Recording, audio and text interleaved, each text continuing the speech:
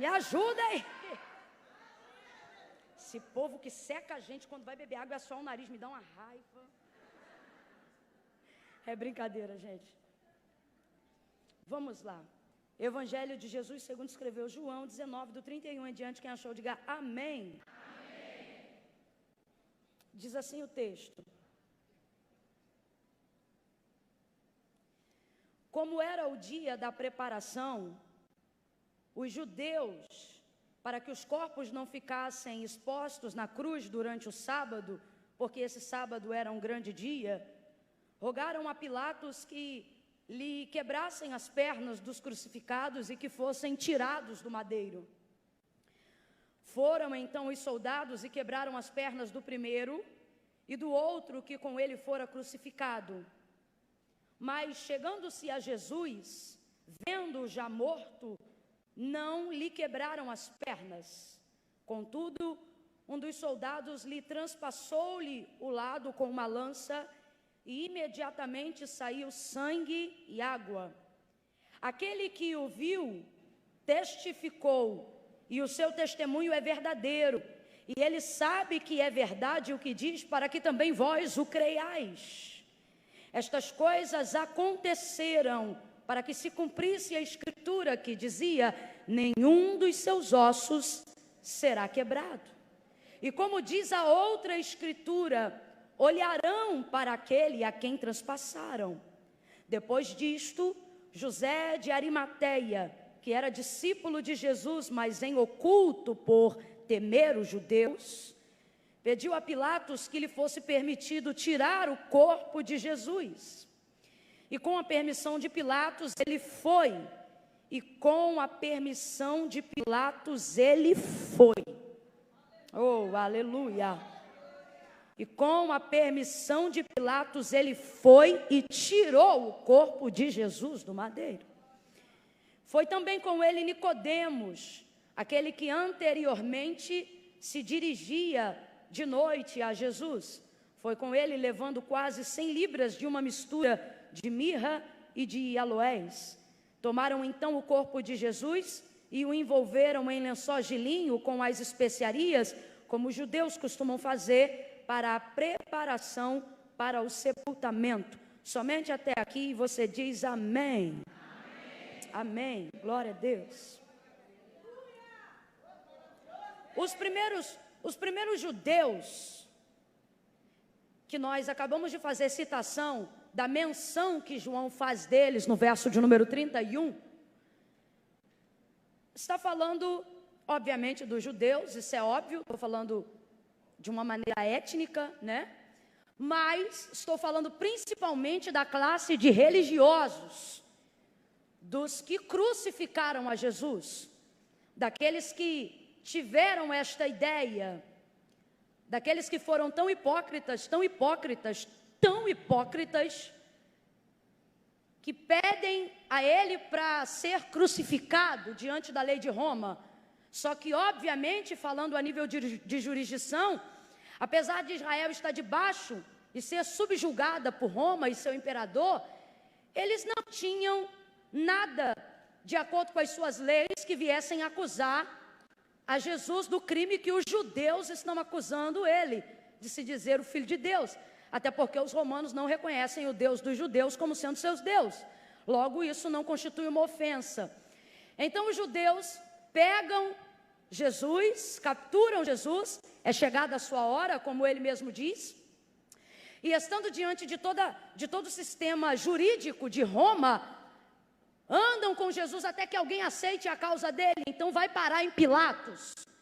E quando chega em Pilatos, tão focados em acabar com a vida deles, Pilatos obviamente vai interrogá-lo e já vai fazer isso com uma pulga, para não dizer um carrapato inteiro atrás da orelha, porque a mulher dele, que não tem costume de intervir em absolutamente nenhum dos seus julgamentos que acontecem dentro de uma sala oficial, vai fazer com que o mensageiro envie um recado dizendo: não te intrometas na questão desse justo. Então veja bem, enquanto Pilatos ainda vai decidir de que maneira vai trabalhar o caso e a causa de Jesus, ou a causa dos judeus sobre Jesus, a mulher, na verdade, dele já deu o julgamento. Ela está dizendo: ele é justo. Não entres na questão desse justo. Ela não coloca nenhuma dúvida. Ela diz, não entres na questão deste justo, porque muito em um sono esta noite eu padeci, eu sofri. Eu fui afligida por causa dele. Nas entrelinhas, o que ela está determinando é, Pilatos, este homem é justo. Como é que você prova isso? É como se ela dissesse, eu não posso provar que ele é, mas você também não vai conseguir provar que ele não é. Aleluia! Então Pilatos já está sobre a atmosfera de uma esposa que não intervém em absolutamente nenhuma das questões jurídicas romanas, enviando uma mensagem determinando que Jesus é justo. Depois o próprio Pilatos tem que estar olhando o olhar do meigo Nazareno. E você sabe que não se precisa de muita coisa para Jesus dizer que é Jesus. Você sabe que as pessoas que ele chamou, ele mesmo não prometeu nenhum salário maior do que aquilo que elas ganhavam antes de conhecê-lo. Mas mesmo assim, ele só disse, segue-me. E eu não sei o que é que viam no semblante dele, que o texto vai dizer acerca de pelo menos 9 dos 12 que seguiam, que deixando tudo, seguiram. Eu acho que esse olhar é parecido com a maneira que ainda que não vendo ele como ele é, pelo menos não por enquanto, porque naquele grande dia, como ele é, o veremos, e como ele é, nós seremos.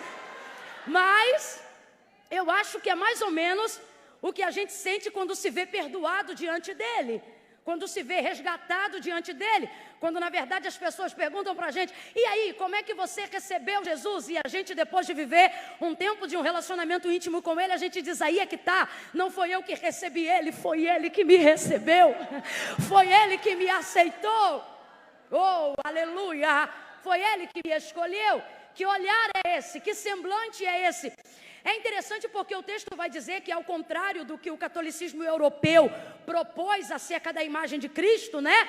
Alto, louro, dinamarquês, com os olhos azuis, na verdade a própria palavra de Deus contraria a imagem desse Cristo, porque fala que ele tinha o seu semblante como de qualquer outro homem forçado em trabalhos.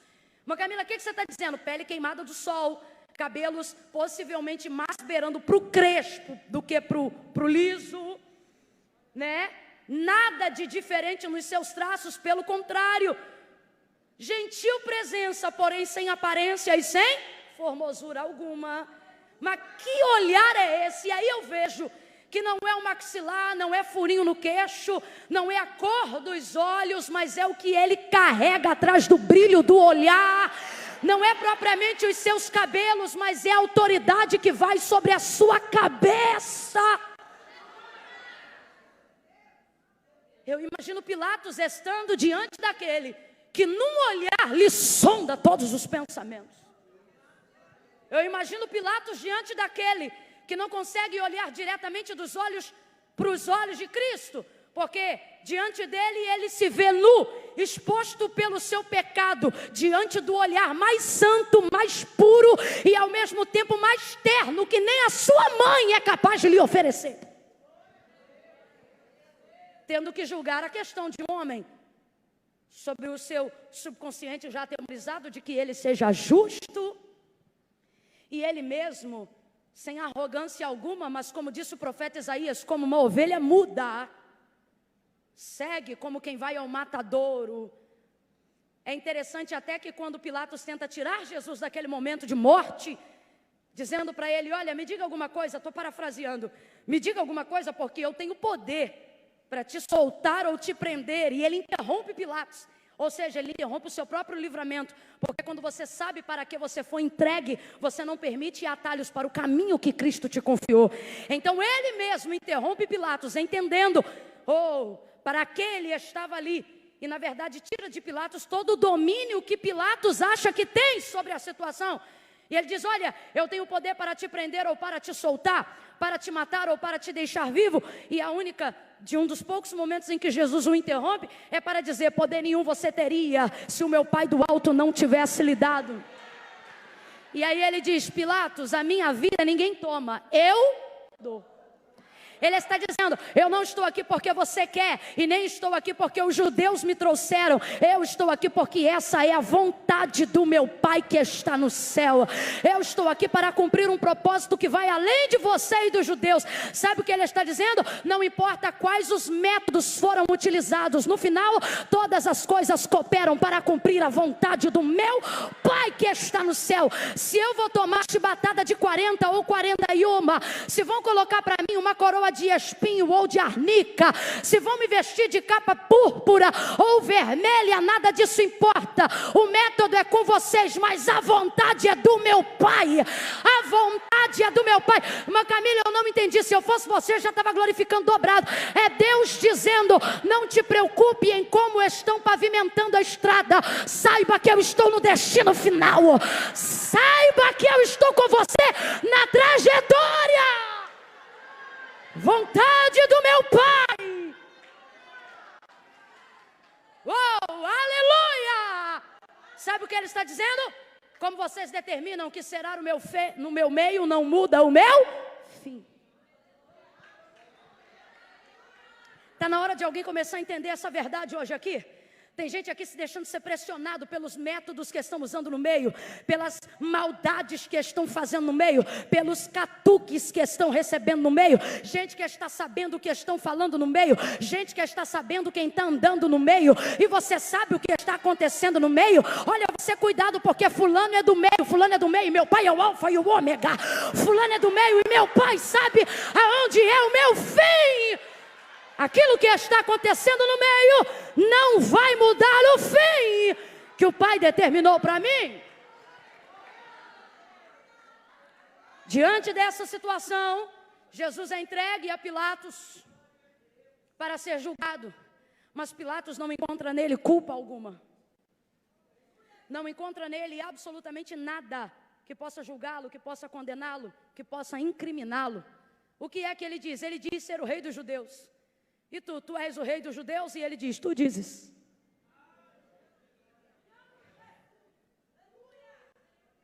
E os judeus dizem: ele está dizendo que é o rei dos judeus. Prende ele, mata ele. Aí Pilatos vai diante deles e diz: olha, eu não tenho, de acordo com a nossa lei, nada contra este homem. Julga ele segundo a lei de vocês. É como se, falando aqui a nível Brasil, para todo mundo entender, é como se dissesse: na Constituição brasileira ele não incorreu contra nada.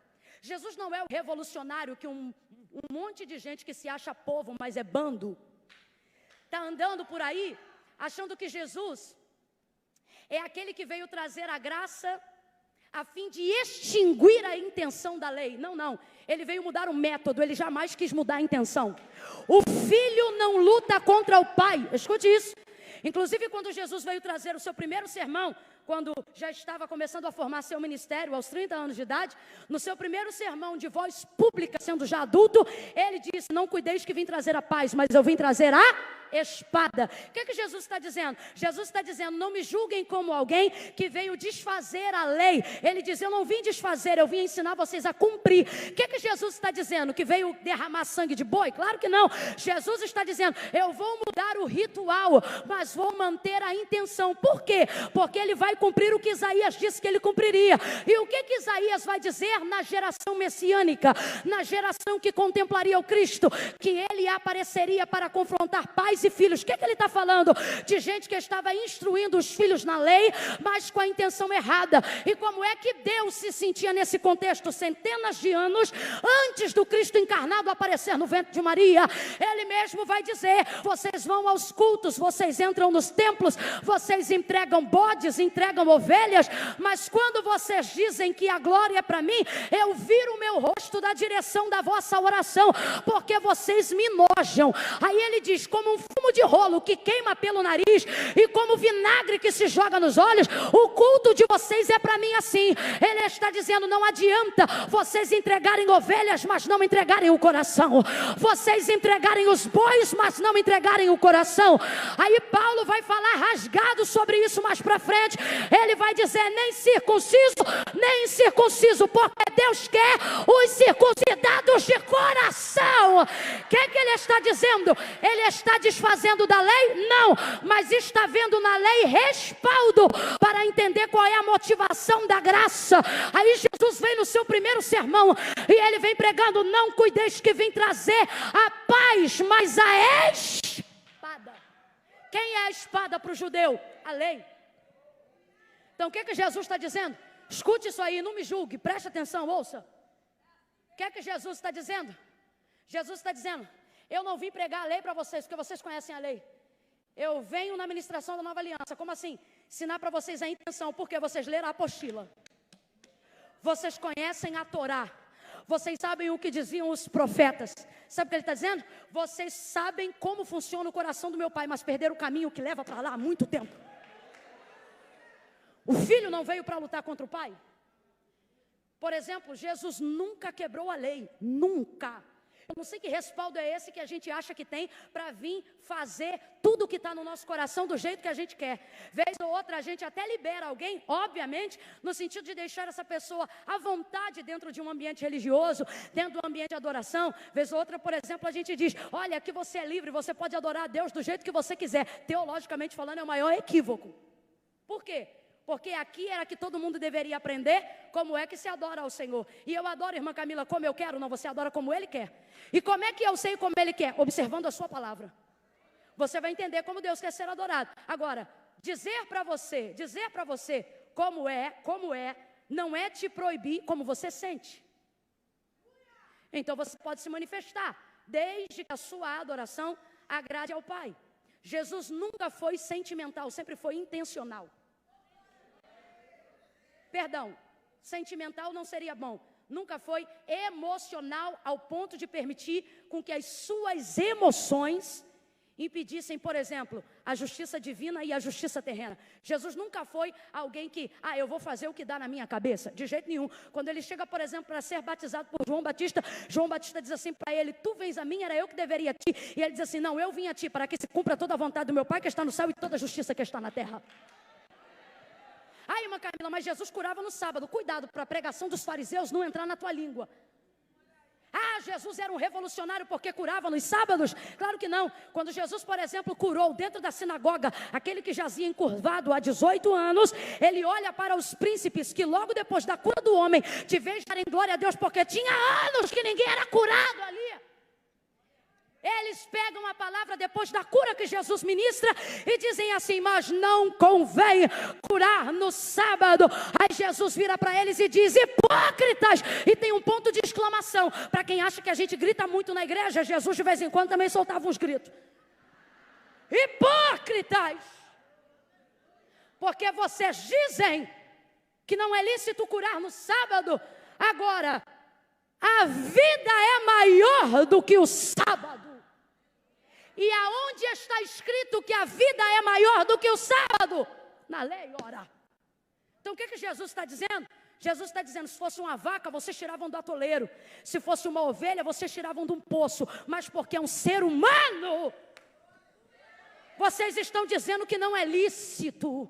Por que não é lícito? Porque esse investimento não vai para o cofre de vocês. Esse investimento vai para a glória de Deus. Esse investimento não é para a glória de vocês. Esse investimento é para a glória de Deus. Então veja bem, analise os textos dos evangelhos friamente e você verá que Jesus nunca foi descumpridor da lei. Filipe diz assim, Jesus diz assim: eu vou para o meu pai. Para que tu vai para o teu pai? Aonde mora teu pai? Quem é o teu pai? Ora, Filipe, ainda não vês o pai? Quem vê a mim, vê o pai. Quem vê o pai, escute isso. E por que Jesus está sendo entregue pelos judeus? Porque eles pregam o pai, mas não conhecem o pai. Esses judeus, é triste até ter que dizer que o termo religioso caiu em desuso para o que eu vou aplicar agora. Tão pejorativo ele ficou desde a época dos fariseus. Religioso deveria ser um elogio a alguém. Religioso era o tipo de coisa que entrava no currículo de virtudes de alguém, né? Quem é fulano? Fulano é de boa fama, fulano é um religioso. O que é um religioso? Um camarada devocional, uma pessoa devocional, pragmática, alguém que vai sempre aos cultos, alguém que sempre lê a Bíblia, alguém que segue uma fé, alguém que se submete a uma doutrina. Não era para ser ruim, mas em razão de como vimos a religião ser distorcida pela atitude dos homens. Hoje, religioso é quase analogia de incoerência. Quando se diz que alguém, você é religioso, está se dizendo nas entrelinhas, para mim você é um hipócrita.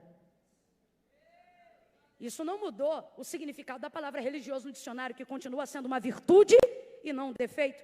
Mas para nós, em razão dela ter sido com o passar dos anos, ser título de gente tão incoerente à palavra, se tornou praticamente um rótulo negativo. Hoje, se eu chegasse para alguém aqui e dissesse, para mim você é um religioso, tal pessoa se sentiria ofendida no meio cristão.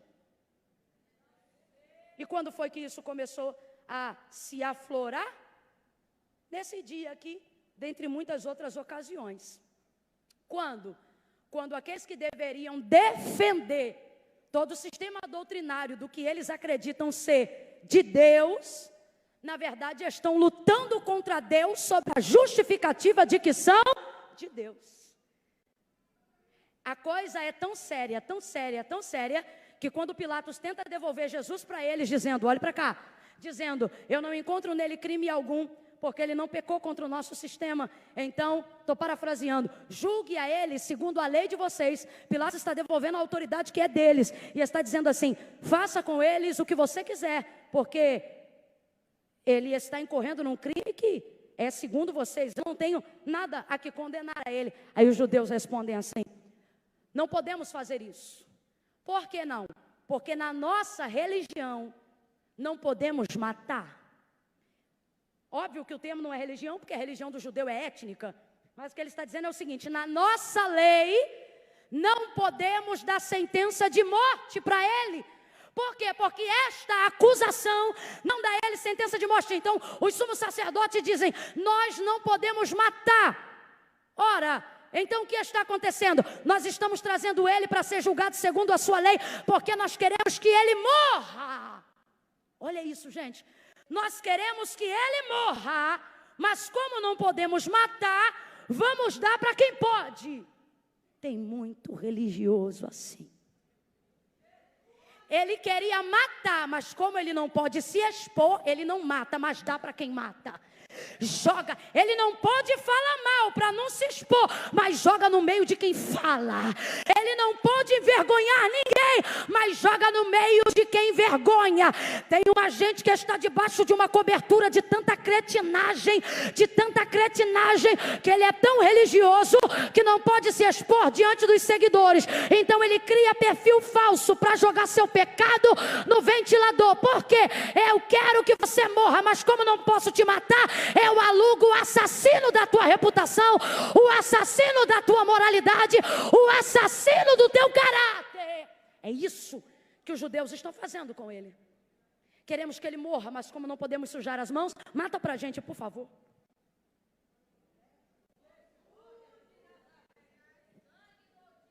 Assim Jesus é entregue. E estando diante de Pilatos, Pilatos olha para ele e diz assim, foram os teus que te entregaram a mim. Como quem diz, eu não tinha nada contra você. Só que os judeus dizem assim, se você não der cabo disso, nós vamos dizer a César que tu é contra César, porque este homem diz que é maior do que César. Aí Pilatos diz, foram os teus, escute isso, foram os teus que te entregaram a mim. Olhe para quem está ao seu lado e diga, os meus não. Olhe aí para alguém e diga, os nossos não. Jesus diz assim, os meus não. Como não, Jesus? Os meus não. Jesus diz assim, os meus, se descessem aqui, Jesus está dizendo, os meus não são da terra, os meus são. Já está dizendo de cara. Aí ele diz, se os meus descessem aqui agora, um só deles exterminaria todos vocês. Jesus está dizendo, os meus não entregam. Está entendendo? Está entendendo? Os meus... Crente não envergonha crente, crente não mata crente, crente não expõe crente, igreja não mata igreja, ovelha não mata pastor, pastor não expõe ovelha, igreja se protege, crente se protege, cristão se protege. Que maior amor é este do que dar a vida pelo seu amigo? Jesus está dizendo: amigo não entrega, amigo paga preço. Aqueles que são meus não me entregariam. Me entregaram porque não são meus. Mas como não, se são filhos de Abraão? E tu disseste aí, há alguns capítulos atrás, que tu viu Abraão e Abraão te viu no teu dia e te glorificou. Sim, eles eram meus, mas preferiram não se fazer meus. Por isso Jesus vai dizer: vim para o que eram meus, ou seus, mas os seus não o receberam. Veja, lhe foi dado. Quem não recebe, está desfeiteando. Mas Camila, Jesus veio para salvar todos que estão aqui nessa igreja só? Jesus salvou a? Jesus salvou a? Vamos embora, Jesus salvou a? O cracudo que está agora debaixo de algum viaduto de Salvador, Jesus salvou ele também, sim ou não? A prostituta que está fazendo ponto em algum beco ou viela de Salvador, Jesus também salvou ela, sim ou não? E qual é a diferença do critério de salvação? Se a salvação já foi feita para todos e em prol de todos. Quem recebeu e quem não? Quem recebeu já foi crucificado com ele, mas quem não recebeu, o que ele está dizendo? Quem desfeiteou, a oportunidade de salvação é igualitária para o relacionamento, não. Há alguém aqui que seja mais amado do que alguém que ainda não reconheça Cristo como Salvador? Quem faz a vontade de Deus é amado por Deus, sim ou não? E quem nunca fez a vontade de Deus também é amado por esse Deus? Há alguma coisa que eu possa fazer para que Deus me ame mais do que me ama agora? Há alguma coisa que eu deixe de fazer para que Deus deixe de me amar mais do que me ama agora? E isso é igual para mim como é igual para qualquer pessoa que está diante da sua presença, sim ou não? Sim ou não? A todos Ele ama igualitariamente. Deus se relaciona com todos da mesma maneira? Não me irrita. Deus ama a todos de igual forma, amém? Amém? Deus se relaciona com todos da mesma forma? Não, porque Deus é justo. Salvação é para todos. Relacionamento é para quem busca. Pedi e dá-se-vos-á, buscar e encontrarei, batei e abri-se-vos-á, porque o que pede recebe, o que busca encontra, e ao que bate se abre.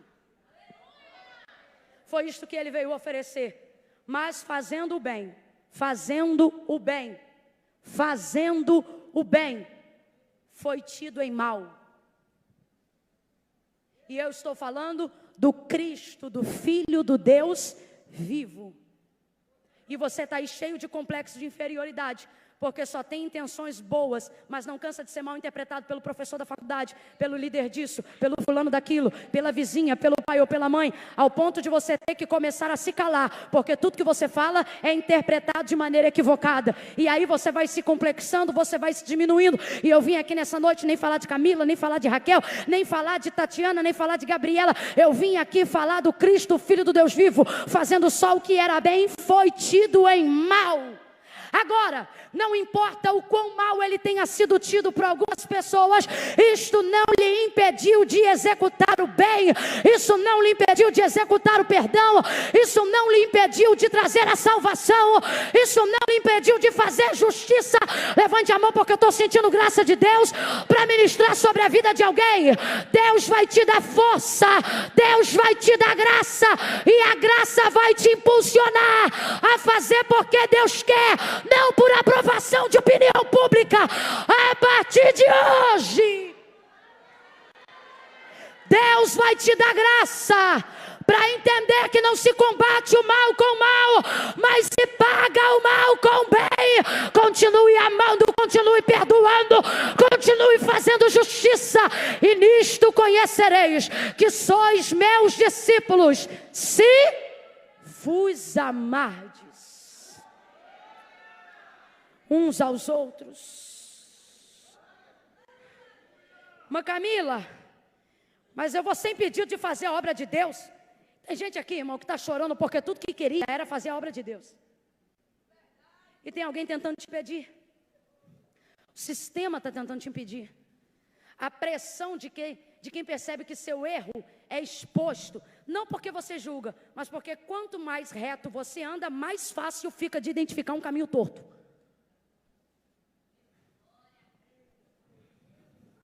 E você pensa, eu acho que eu não vou conseguir fazer mais nada do que eu já tenho feito até aqui. Cristo é, então, chicoteado, coroado, com uma coroa de espinhos e crucificado. E se cumpre aqui o que diz Isaías, moído, irmão, moído. Moído pelas nossas transgressões, e o castigo que nos traz a paz ficou sobre ele. Pés e mãos neutralizados, impedidos de agir. Só que João está dizendo, ei, é o que João está dizendo. João está dizendo, por favor, prestem atenção no que eu estou dizendo.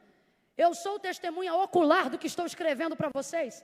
Sabe o que ele está dizendo? Me dê o crédito que uma testemunha ocular merece. O que ele está dizendo? Ora, nós damos um crédito diferenciado para quem chega para a gente contando uma história e diz assim, menina, tu não sabe o que eu ouvi dizer. É uma coisa, é diferente de quando alguém te conta uma coisa forte e você diz assim, mentira, e você diz, menina, ninguém me contou não, eu vi.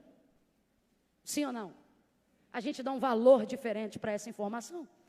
João está dizendo, ei, eu fiquei até o fim e eu vi uma coisa para testificar acerca de uma verdade que já dizia sobre ele, mas agora eu estou renovando para vocês, para dizer que eu estava lá, eu vi e estou contando para que vocês creiam, porque é verdade. Ele diz assim, eu ouvi uma verdade que foi falada, completa para mim por favor, eu ouvi uma verdade que foi? Eu ouvi uma verdade que foi? Só que eu estava lá quando a verdade falada virou realidade visual. É isso que ele está dizendo. Ele disse, eu vi que depois da sua crucificação, estando ele já morto, os judeus então, para que os corpos não ficassem expostos, gente, olha o tamanho da incoerência, porque o sábado é santo. Quem foi que crucificou eles? Quem foi que gritou, crucificam? Esses mesmo que querem se santificar para o sábado. Esses que dizem, não deixa os corpos no madeiro.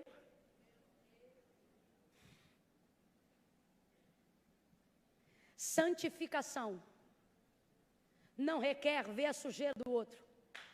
Requer saber a sujeira que está em mim. Rebala calamancho remanassi. Paulo, no processo de santificação, vai ensinar como é que um cristão se santifica diante de uma sociedade imunda. E a primeira coisa que ele faz é seguir a paz com todos. Ele diz, seguir a paz com os crentes, seguir a paz com a sua família, seguir a paz com. Ele está dizendo, dê testemunho na sociedade, dê testemunho no seu trabalho, dê testemunho na sua vizinhança. Olha o que ele está dizendo. O processo de santificação não te exclui da sociedade, miserável. O processo de santificação te deixa dentro da sociedade. Olha o que ele está dizendo, dá testemunho da sociedade, para que a sociedade diga que você é santo. Você tem que dar testemunho diante dela. Então quando você se santifica, você não levanta o nariz, você abaixa a crina. Então quando você se santifica, você não bota bigode até o queixo para ficar de cara fechada. Quando você se santifica, você abre sorriso. Ele diz, não sejam como os fariseus, disse Jesus, que ficam com fome e vão para a praça para dizer que estão com fome. Ele diz, vocês lavam o rosto, penteiam o cabelo, passa perfume na barba, para vocês mostrarem que quando vocês se santificam, vocês ficam melhores, vocês ficam mais tratáveis, vocês ficam cordiais. Gente que diz que se relaciona com Deus, mas tem péssimo relacionamento com as pessoas, é porque não está se relacionando com Deus como deveria. John Piper falou algo que eu nunca mais vou esquecer. Minha alma treme diante dessa palavra até hoje.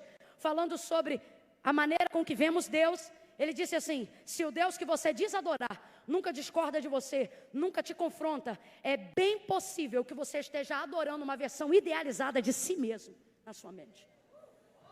Ele está dizendo, se o Deus que você adora não te faz ser uma pessoa melhor, Se o Deus que você adora não te faz ter respeito diante da sociedade. Ai, irmã Camila, mas o mundo diz, a palavra de Deus diz que nós seríamos odiados. Ótimo, então por que a igreja primitiva caía na graça do povo mais religioso de Jerusalém? Porque quando diz do mundo, está falando do príncipe e daquilo que nele opera. Mas acerca do povo, não tem mais Satanás poder sobre eles do que a graça de Cristo sobre a igreja. A graça de Cristo sobre a igreja tem mais poder sobre o povo. Olha para quem está do teu lado e diz: Deus tem mais carisma do que o diabo tem demônio. Deus tem mais graça do que o diabo tem secretário. Deus tem mais amor do que o mundo tem ódio. Se a igreja se posiciona, ela é uma instituição infalível, insubstituível, poderosa em Deus. Paulo diz que todas essas coisas estão aonde? No corpo de Cristo. Ele diz: ora, vós sois o corpo de...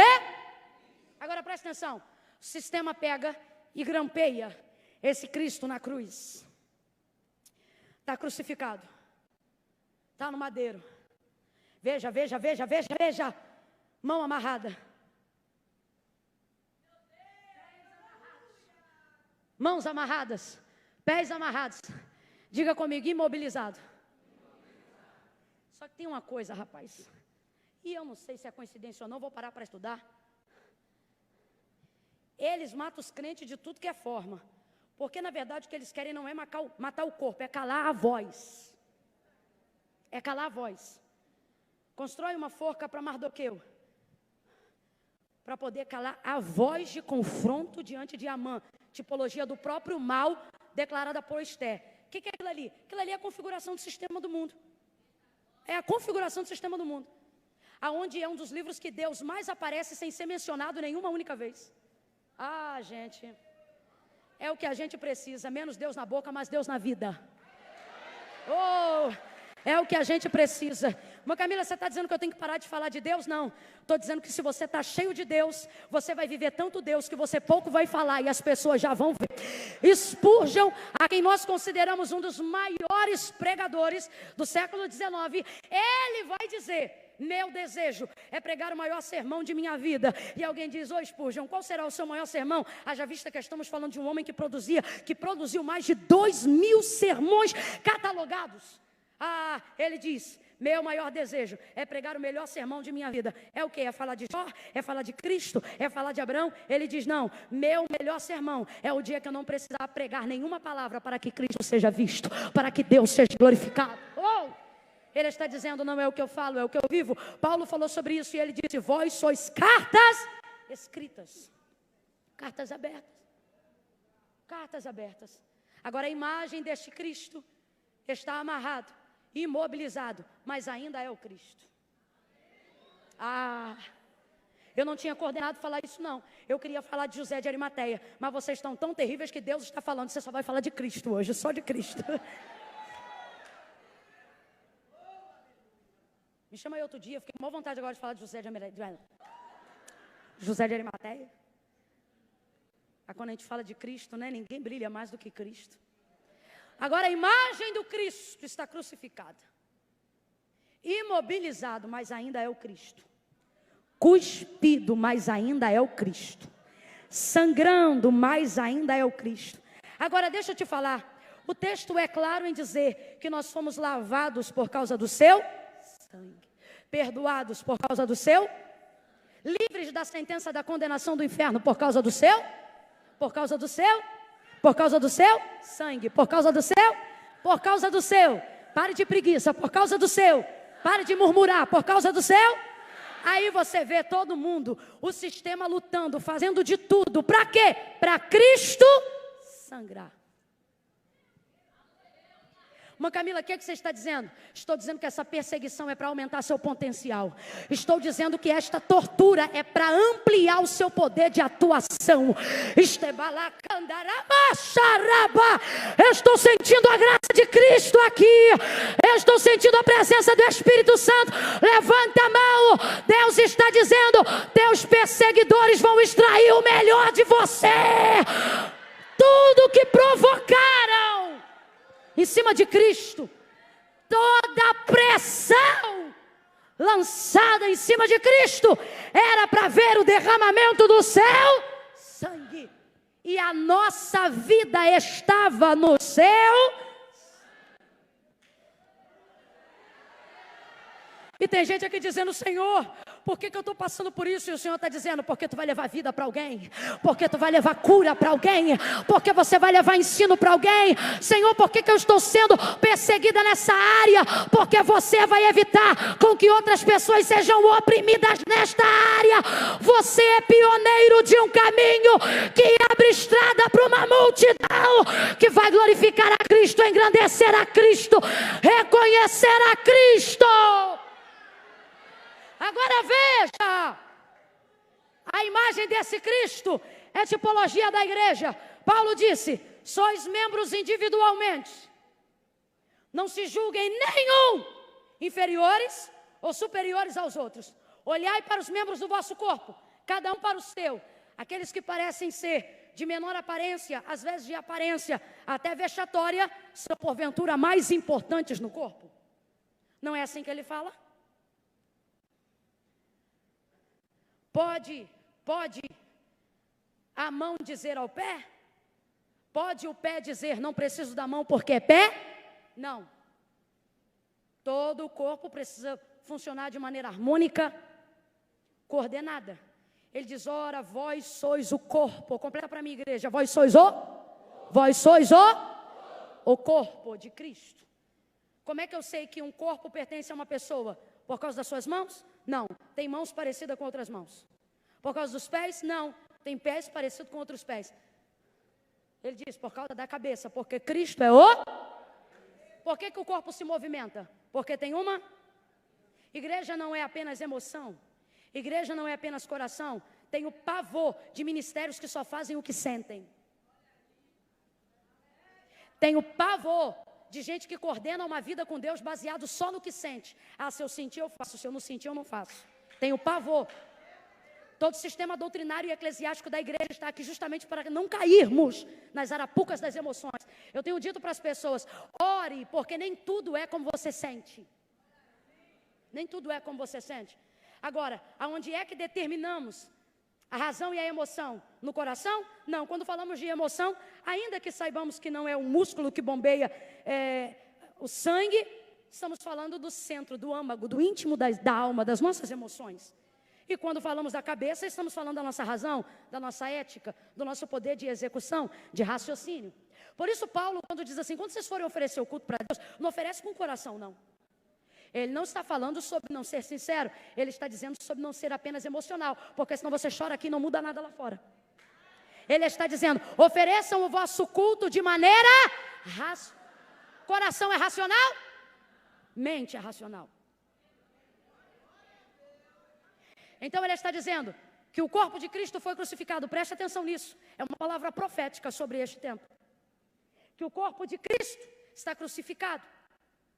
O corpo somos nós, mas nós somos o corpo de Cristo. E Paulo vai dizer: porque Cristo é o... Toda a movimentação de um corpo só funciona porque você tem... Levante a mão direita rapidamente. Abaixa, abaixa, abaixa, abaixa. Levante a esquerda. Consegue levantar a direita e a esquerda junto? Consegue balançar as duas? Abaixa rapidamente. Você fez isso porque tem coração? Você fez isso porque tem? Todo corpo deve obediência. Todo corpo só consegue se movimentar por causa da... Escute isso. Irmã Camila, há outra maneira de que o corpo se movimente sem que a cabeça esteja funcionando? Nós chamamos de espasmos musculares, tração muscular. Falando a grosso modo, não sei se é o mesmo nome usado hoje na ciência moderna. Mas, por exemplo, quando o garoto malha muito, quer ombro, quer trapézio, eu quero rasgar tudo. Aí, quando ele parou de malhar, ativou tanta carne, exercitou tanto músculo, que mesmo quando ele para, dá aquela repuxada. Aí a gente normalmente não aguenta viver aquilo sozinho. Chama alguém e diz assim: fulano, vem cá ver. Aqui, não sou eu não, ó. Aqui, ó, tá sozinho. Ou quando ela quer ficar com a coxa torneada. E ela já até se justifica: sou sarada da alma e sarada do corpo.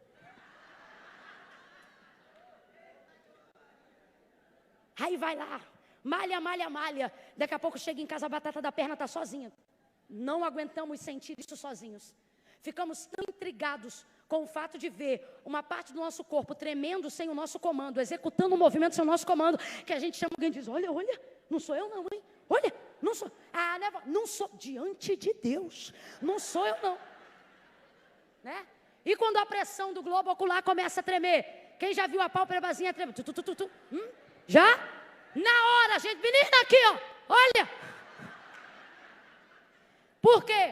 Muita pressão do globo ocular, pressão arterial, espasmo de exercício muscular, ou seja, tudo aquilo que exercita a carne, tudo aquilo que exercita a... Bora, eu já estou concluindo. Tudo aquilo que exercita a... vai fazer com que a carne se movimente sozinha. Eu fico irritada quando chamam os pentecostais, os neopentecostais, de gente do movimento. Me irrita, mas a raiva é que tem um fundo de verdade. Porque às vezes é muito exercício, o movimento é sem fundamento nenhum. Estou eu pregando aqui daqui a pouco a 1h30. Aí, poxa, você pode falar que eu preguei de Cristo, você pode falar que eu preguei da cruz, você pode falar que eu preguei contra a hipocrisia, você pode falar tantas coisas, você pode falar do poder da igreja, do poder da graça, do poder do perdão, do poder da entrega, você pode falar que mesmo sendo perseguido a gente produz porque a gente é o corpo de Cristo, mas não, irmã Camila, olha, a irmã falou tão bonito, olha, a irmã pregou tanto, e mesmo o que ela pregou, olha, eu não lembro não, mas na hora eu senti a maior presença de Deus, cara, foi... Isso é espasmo, isso é coração, isso é coração. Bíblia aberta no Salmo 23 só funciona coração. Bíblia aberta com a página amarela num alpendre no Salmo 91 só faz bater coração. Ai, que lindo, olha aquele que habita nos...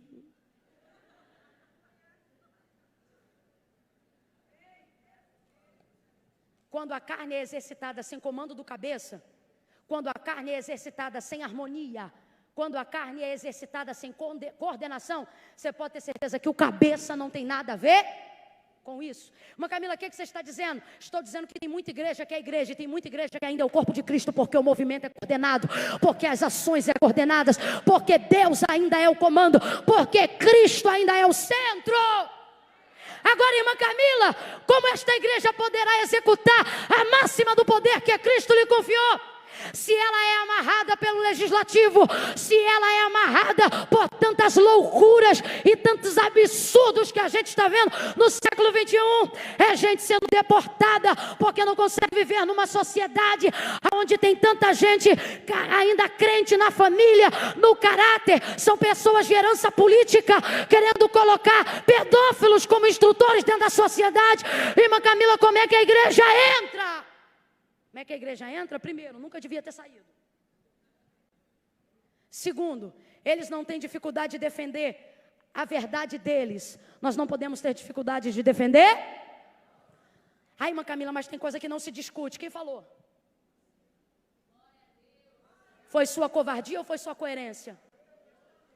Porque Paulo disse, quando vocês forem questionados acerca da razão da vossa fé, saibam o que vão dizer. Ele está dizendo, não vem com esse papo não. Ah, porque isso não se discute ou não tem argumento.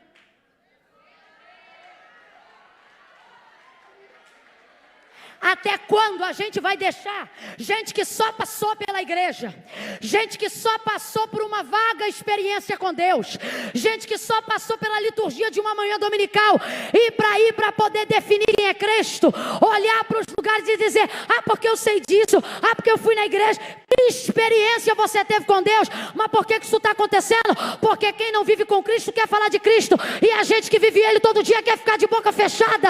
Mas o Senhor está dizendo para nós, como João, vamos até o fim, declarando que a verdade que ouvimos é a verdade que vivemos. Eu tenho visto pessoas contarem experiências sem conexão nenhuma. E a gente que está aqui no Conectado tem uma experiência e não quer discutir. Me chama. Não, eu não vou discutir. Eu vou argumentar. Porque tem muita gente aí como Satanás no deserto tentando a Cristo e a sua igreja. Ah, porque está escrito. Me dá uma agonia. É programa televisivo, é reunião familiar. E alguém que mal abriu a Bíblia uma vez ou outra na vida quer falar de Bíblia melhor do que a gente e a gente ainda deixa. Ah, porque na Bíblia não está escrito isso assim? Igualzinho o diabo. Ah, desculpa, mas eu vou falar. Igualzinho mesmo, porque Satanás tentando Jesus no deserto, quando foi conduzido pelo Espírito. Irmã Camila, o que você está dizendo? Essas pressões podem ser conduzidas pelo Espírito. Não é o diabo que está querendo te envergonhar, é o Espírito que está querendo promover a imagem de Cristo. A gente não pode fugir. Pega na mão de alguém, eu estou sentindo a ousadia de Deus. Falamos de tambores, falamos de guerra. Vamos fazer essa palavra ser verdade em nós. Ah, sacode essa pessoa e diga: você não pode fugir. Diga: amarrado ou não, coroado ou não, chicoteado ou não, você é a imagem de Cristo na terra. Aguenta a pressão, vai para cima.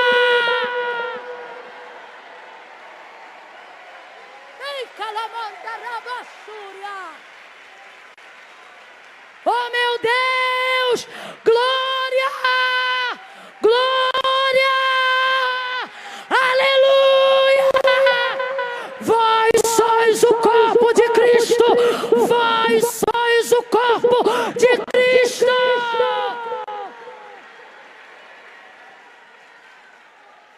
Sabe o que eu gosto? Satanás diz assim: porque está escrito, ele dará ordem aos anjos ao teu respeito. Aí eu gosto porque Cristo diz assim: mas também está escrito. Olha para alguém e diz: argumenta. Olha para alguém e diz assim: o diabo pressiona, mas não aguenta a pressão. Pressiona ele, pressiona ele. Você vai cair, eu não caio. Você vai pecar, eu não peco. Você é jovem, você pode viver a vida. Aí você diz: mas também está escrito: vós jovens sois fortes e já venceste o maligno. Sois fortes porque a palavra de Deus está em vós. Mas também está escrito. Está faltando um também na tua boca, está faltando um também na tua vida, está faltando um também na tua casa.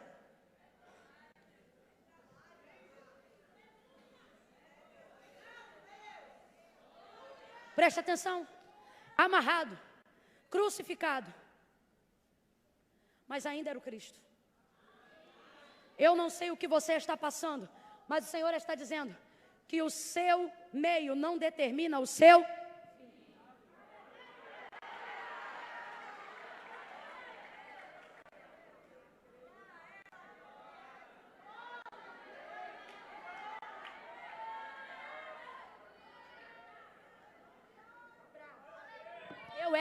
Eu era P. E esse blazer é da época. Vai, meu filho, vai. Era da época. Vambora, que a gente vai vencer junto. Vai que Deus vai dar vitória para Deus. Vai me tirar dessa vergonha. Essa humilhação. Esse meio não determina. Eu vou voltar aqui PP, só de raiva.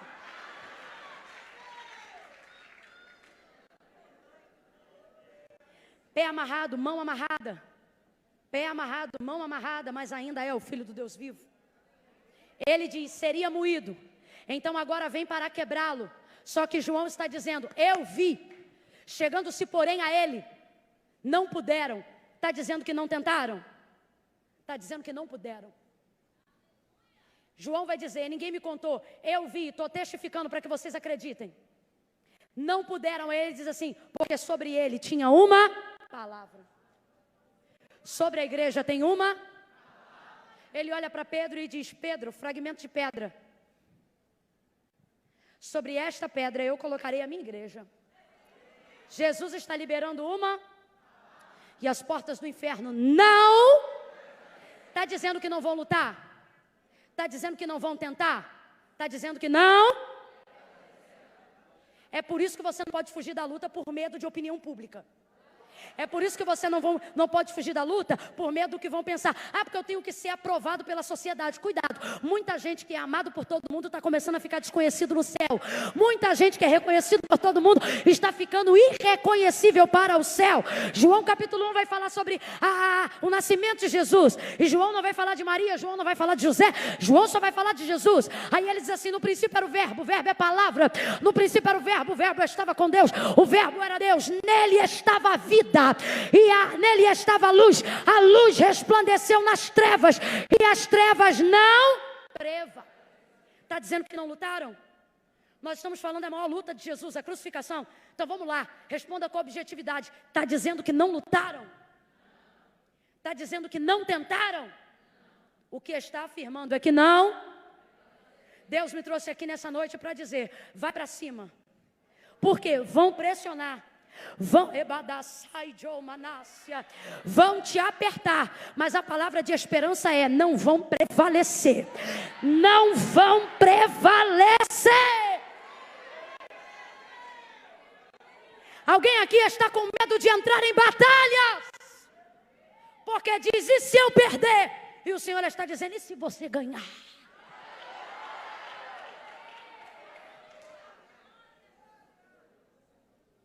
Dizem na filosofia da borboleta, quando ela está saindo do casulo, ela pergunta à vizinha que já tem asa, e se eu cair? E a outra diz, e se você voar? E você diz, eu acho que eu não posso fazer, porque o sistema pressiona. Agora veja, quando você não puder fazer nada, a palavra de Deus se manifestará em você.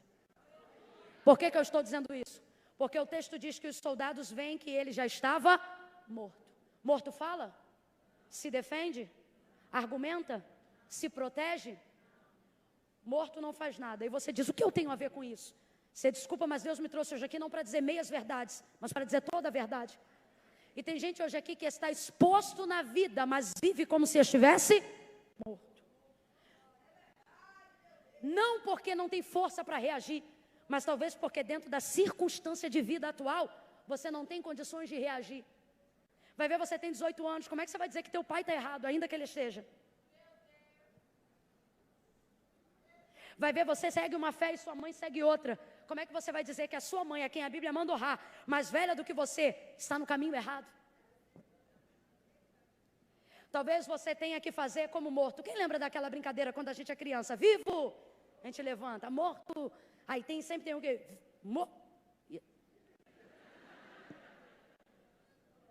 E às vezes, mesmo que seja para saltar para a vida, a melhor decisão é parecer que está. No caso de Jesus não foi aparência, foi verdade. Só que isso se aplica em nós da seguinte maneira. Tem gente aqui que está diante de, mas não pode se manifestar. Está numa circunstância, mas não pode falar. Eu imagino aqui a irmã que foi apresentada como vereadora, eu estou ali na lateral, não sei quem é, mas eu imagino que ela se veja diante de situações onde ela precisa saber entre o direito de fala e a melhor estratégia para saber quando fala, se fala, para não botar tudo a perder. Tem gente aqui que para conseguir trazer vida para alguém, teve que permitir-se ser neutralizado dentro de uma situação. E você diz, o que fazer quando eu não posso me defender? O que fazer quando eu não posso argumentar? Preste atenção. Eles então viram que Jesus já estava morto, arrebentaram as pernas do primeiro. Dependeu do Calvário, rasgou mão, rasga pé, porque não tem direito a sepultamento quem é crucificado. Joga numa vala perto do Gólgota, para depois saber o que vai fazer. Deixa entrar em estado de putrefação, e ainda que tenha família, vai ser como indigente, porque é criminoso. Fazem isso com o da primeiro, que havia sido crucificado com ele. Fazem também com o segundo. E João vai dizer, eu vi. Ele diz, fizeram com o primeiro. Fizeram com o segundo. Quer ser vitorioso, irmão? Para de viver em causa partidária independente e começa a entrar na causa do corpo de Cristo. Começa a ter visão de reino. Por quê? Porque quem se divide é quebrado, mas quem está no corpo de Cristo está sobre uma palavra. Eu não sou de Paulo, eu não sou de Apolo, eu sou de Deus. De uma das coisas que o bispo falou, eu gostei, ele citou aqui pelo menos 4 ou 5 denominações, e resumiu dizendo, não é denominação A, nem B ou nem C, a gente traz a B, a C, a D, porque aqui é reino. Josué estava na tomada de Canaã, e tinha muitos inimigos. Então ele estava com espada em punho o tempo todo. O anjo do Senhor veio visitar ele. Quando o anjo, do Senhor não, que o Senhor enviou, parou diante de Josué, Josué viu que ele estava com a espada na bainha. olhou para ele com medo de que fosse um inimigo e disse: tu és dos nossos ou dos deles? Eu me amarro nessa resposta. Ele disse: nem dos vossos, nem dos deles. Josué é o servo de Deus aqui na história, não é? Poderia dizer: estou contigo, Josué. Ele disse: Josué, não sou dos seus, nem sou dos dele. Ele diz: eu sou do exército do céu. Quando você é partidário, você é muito provinciano, você é limitado. Quando você é do reino, aí você é africano, você é asiático, você é coreano, você é americano. Aí você é igual Paulo: eu sou o que o servo precisar que eu seja para ganhar ele para a glória de Deus. Neutralizado, mas João disse: foram para quebrar, e eu fecho aqui. Já tinham batido, já estava inchado, já estava cheio de hematoma, com o rosto lavado de sangue. Foram para quebrar. Só que João diz: eu vi, furaram, mas não quebraram. Você está entendendo que eu estou dizendo que esse corpo de Cristo é a igreja que Paulo disse: vós sois o corpo de Cristo, do qual Cristo é o cabeça? Irmã Camila, o que você está dizendo? Estou dizendo que esse sistema vai socar a gente. Estou dizendo que viveremos dias de hematomas. Estou dizendo que vai ter gente na sua família que vai ficar inconformado com a sua fé. Estou dizendo que haverão pessoas em lugares públicos, aonde gritarão expressão de opinião pública, mas só deles. Basta você dizer a sua e acabou a expressão.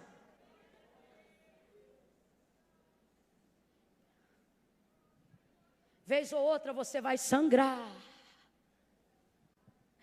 Vez ou outra você vai sofrer.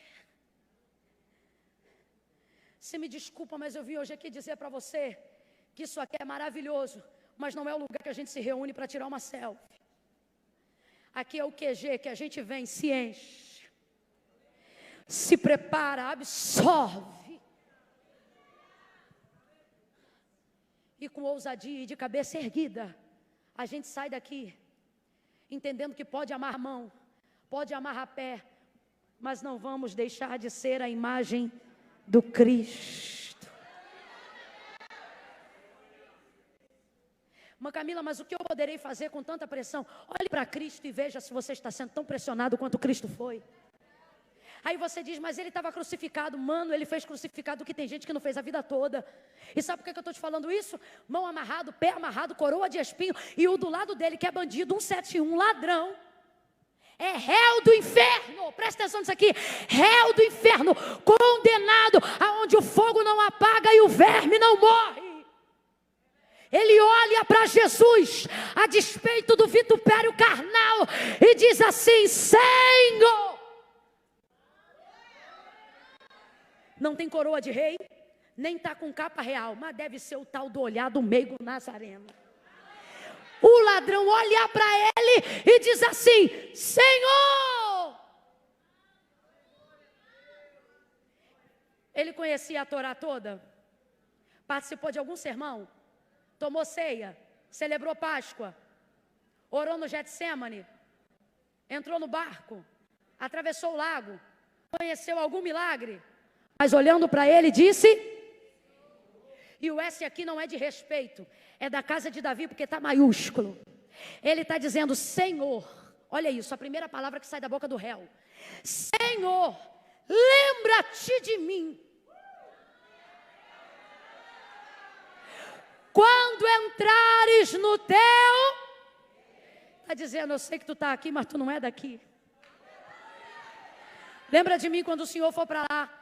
Agora volta a fita. Réu do inferno, condenado, fogo não apaga, verme não morre, lago de enxofre, bandido, 71, vacilão, sem vergonha.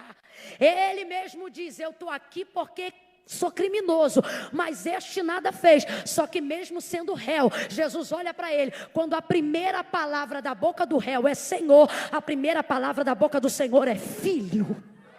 Ainda hoje. Agora eu vou te perguntar de novo: ele desceu nas águas de João? Ele conhecia a Torá de frente e verso. Ele subiu a monte. Crê no Senhor Jesus e será salvo tu e a tua casa. Crê no Senhor Jesus e será salvo tu e a tua casa. Quando a primeira palavra da boca de um pecador é reconhecer o senhorio de Cristo, a primeira palavra do senhorio de Cristo é delegar perdão, é te amar como filho. Filho, ainda hoje.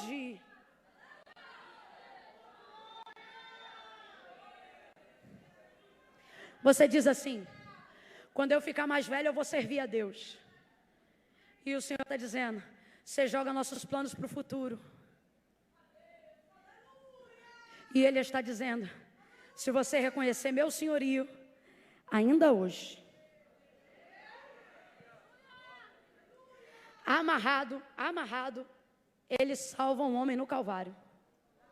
Amarrado, cheio de hematoma, Ele salva. Meu Deus, salvou até na hora da morte. Que é isso? Amarrado. Por quê? Porque não se precisa de mãos para salvar, não se precisa de pés para salvar, se precisa de amor para salvar. Se precisa de amor para salvar. Salvou o ladrão. Aí quando você pensa, já tá bom, né? Já salvou um. Aí ele diz assim para João e para Maria: filho, eis aí a tua mãe. Mãe, Maria, eis aí o teu filho. Promoveu uma adoção. O texto diz que desde aquela hora, João recebia Maria em sua casa. Proveu ela em todos os aspectos, financeiro, emocional, como um filho, mesmo tendo outros irmãos. Jesus está dizendo: minha presença não pode ser substituída, mas será compensada pelo discípulo João. Preso no Calvário, salva um, faz uma adoção e perdoa os algozes. Já preso, olha para quem está ao teu lado, diz preso, amarrado, sangrando, diz salva um, faz uma adoção e perdoa os algozes. Antes de dizer está consumado, ele diz: Pai, perdoa-lhes, porque não sabem.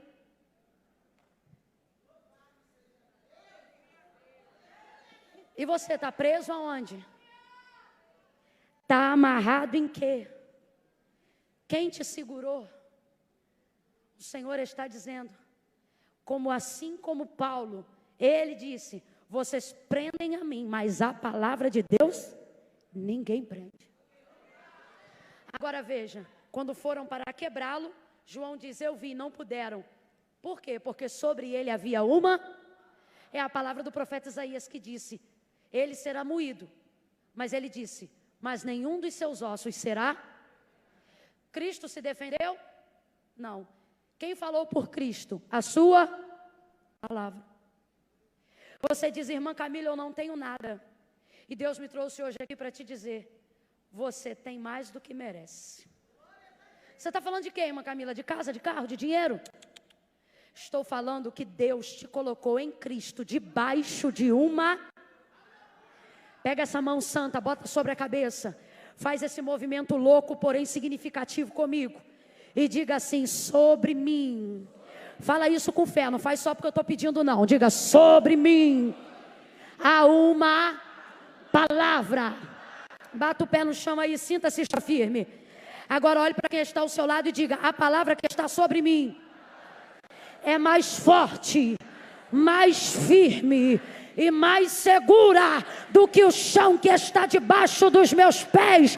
Não importa por onde eu ando, importa debaixo de que eu estou. Fica de pé, igreja. Eu quero orar para que você entenda que o sistema vai te pressionar, que os outros vão te cutucar no Facebook, que vai ter gente que não pode escrever seu nome na publicação e vai começar os textos dizendo: tem gente que...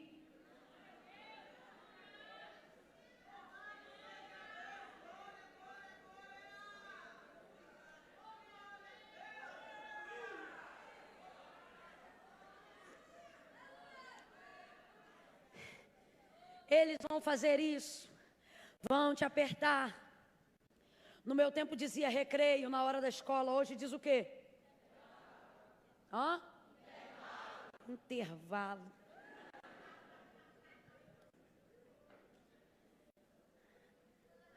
Vão te olhar torto em alguns intervalos. Vão permitir o TCC das maiores loucuras do mundo. Mas quando você quiser defender alguma coisa que você acha ético, justo, familiar, coerente, vão dizer que não pode ser aprovado. Você será pressionado pelo seu sangue. Você será pressionado por pessoas de convivência diária. Você será pressionado de várias formas. E quando você pensar que não puder ser pressionado num ambiente onde aparentemente todos pensam iguais, você será pressionado aqui também. Agora, como corpo de Cristo, você precisa entender que Deus não responde a você, Deus responde a sua palavra. Por que eu estou dizendo isso? Porque tem gente orando muito, mas não está sendo respondido. Ai, irmã Camila, mas eu ouvi dizer que Deus é fiel a mim. É bonito dizer isso, mas Deus é fiel à sua palavra. Se você orar a sua palavra, Deus será fiel a você. Todos os homens que eram respondidos por Deus, eles oravam o que Deus falava sobre eles. Preste atenção, estou te dando uma chave de oração nessa noite. Homens que eram respondidos por Deus, Moisés, Daniel, Abraão, Jó. Eles oravam de um jeito que hoje a gente tem medo de orar. Por exemplo, Moisés disse incansavelmente, por muitas vezes a Deus, porque tu disseste. Ele não dizia, eu quero. Moisés era um servo vocacionado para fazer a vontade de Deus. Então ele não fazia o que ele queria, ele fazia o que Deus queria. E o que Deus queria? Deus dizia para ele o que ele queria. Vai porque tu serás libertador. Vai porque tu vai colocar o meu povo numa terra que mana leite e mel. Vai porque eu sou contigo. Vai isso e aquilo. Ia falando. No dia que Deus decidiu matar o povo todo de uma vez só no deserto, ele disse, Moisés, tira o teu povo de diante dos meus olhos. Ele disse, meu povo não, teu povo. Ele disse, eu vou começar uma outra linhagem de você. Deus nunca se esqueceu da promessa a Abraão, mas era bom que fizesse Moisés lembrá-lo. Então Moisés disse, o que dirão os egípcios que sobreviveram e todos os estrangeiros dessa terra, quando virem que tu disse que faria, mas não fez? Mãe Camila, o que você está dizendo? Pare de evocar o seu ego e comece a evocar a palavra de Deus.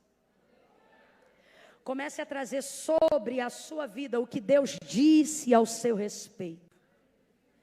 O que Deus tem dito ao seu respeito. O que a palavra de Deus afirma sobre a sua condição. O que a vontade de Deus determina sobre a sua vida. Não é o que os seus pais disseram sobre você apenas. Não é o que a sociedade espera de você. O que a palavra de Deus determina sobre você. Sobre você quanto ser humano, sobre você quanto filho, sobre você quanto... O que hoje você poderia dizer para Deus, iniciar a oração dizendo, porque tu disseste. O que ele disse a teu respeito?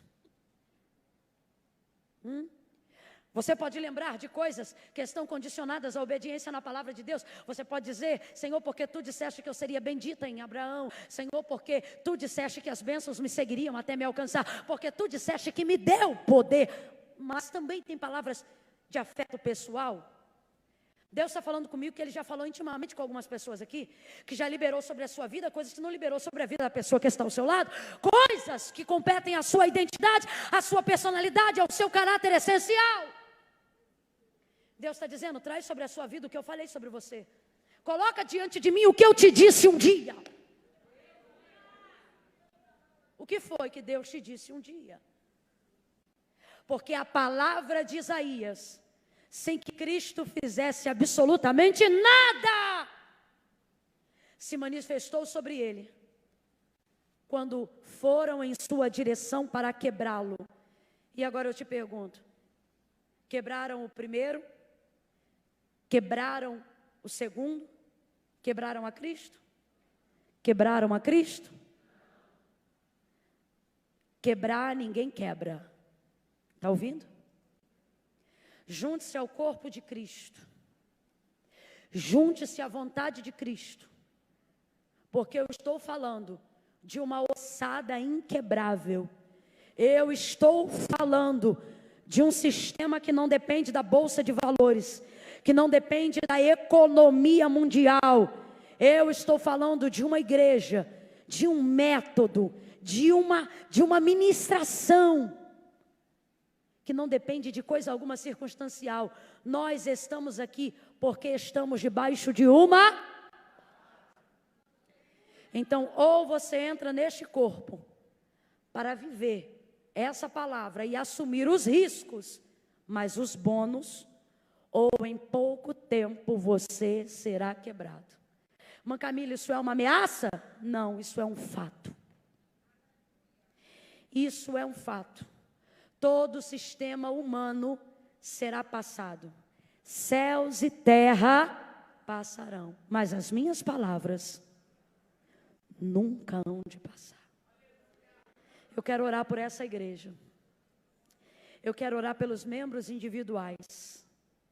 E ainda antes de orar, eu quero contar de 1 a 3 e dar uma chance, uma oportunidade, convidar a sair do lugar e a vir ao altar de Deus. Preste atenção, eu vou contar de 1 a 3.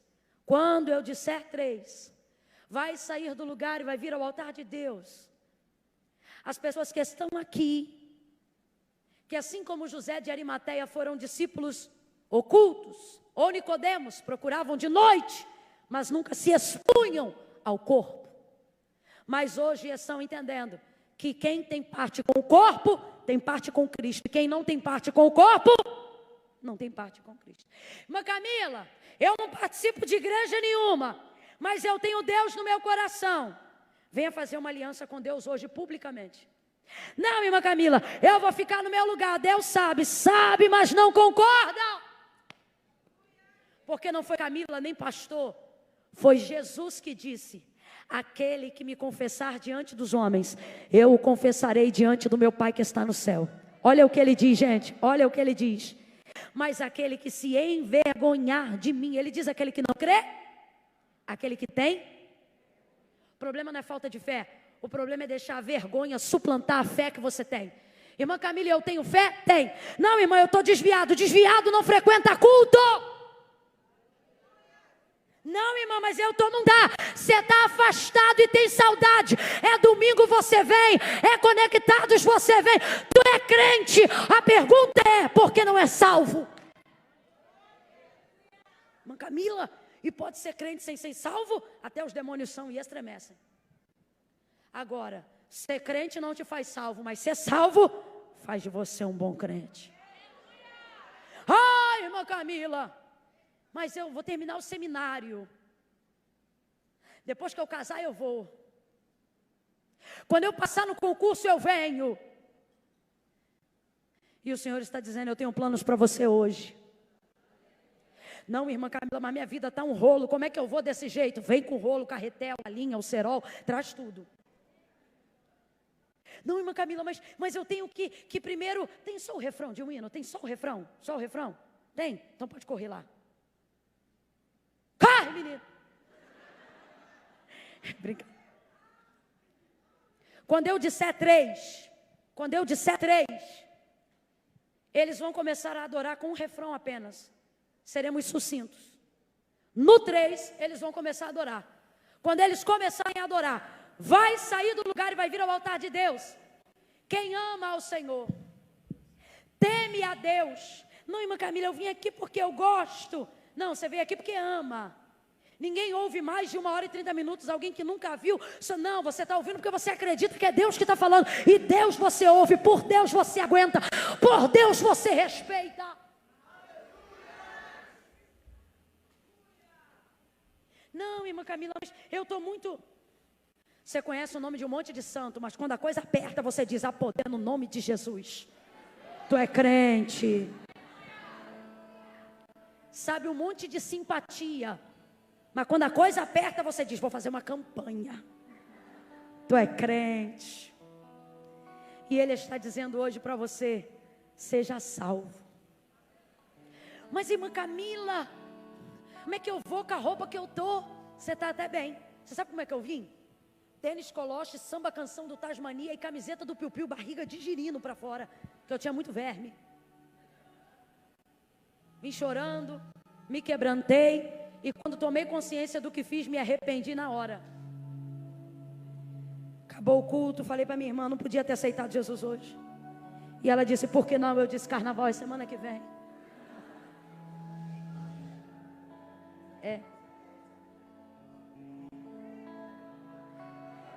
E me parece que Deus é mesmo, igualzinho, agora que eu entendi eles falando, carnaval. E se eu te disser, você vai pular o melhor carnaval da sua vida? Quem pula na carne só pula 3 dias. Quem pula no espírito está pulando até hoje. A gente pula domingo, a gente pula terça. E se tiver congresso, a gente pula de novo. Se tiver culto de ar livre, a gente pula, porque aonde há o espírito, ali a liberdade. Mãe Camila, mas eu ouvi dizer que o caminho é estreito. Eu ouvi dizer que a porta é estreita. A gente passou muito tempo dizendo que o caminho é estreito. A gente passou muito tempo dizendo que a porta é estreita. É verdade, o caminho é estreito, a porta é estreita. Mas hoje Deus me trouxe hoje aqui para te dizer: o caminho é estreito, a porta é estreita, mas está aberta, filhão. Está aberta, passa por ela. Mas Camila, depois que eu parar de beber, eu vou. Mas Camila, depois que eu parar de fumar, eu vou. Aí você nunca vem. E sabe por que você não vem? Não é porque não quer, é porque Jesus disse: sem mim nada podeis fazer. Oi, irmã Camila, então como é que você está dizendo? Eu vou desse jeito? Irmã Camila, eu estou com maço aqui no bolso. Eu só não dei um trago ainda em respeito ao culto. Mas quando acabar, vem você e o maço. Irmã Camila, Deus sabe, eu entrei hoje aqui carregando 15 gramas. Como é que eu vou aí na frente com isso? O Senhor está dizendo: vem você e tuas 15 gramas. Porque quando você chega perto, não sou eu que fico viciado, é você que fica liberto. Não sou eu que fico algemado, é você que é livre.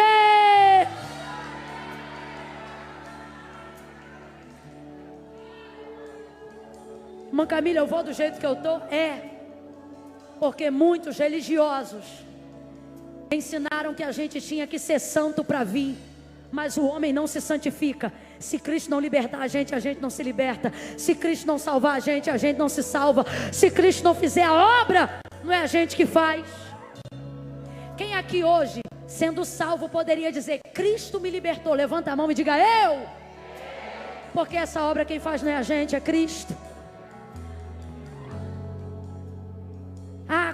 Quando não?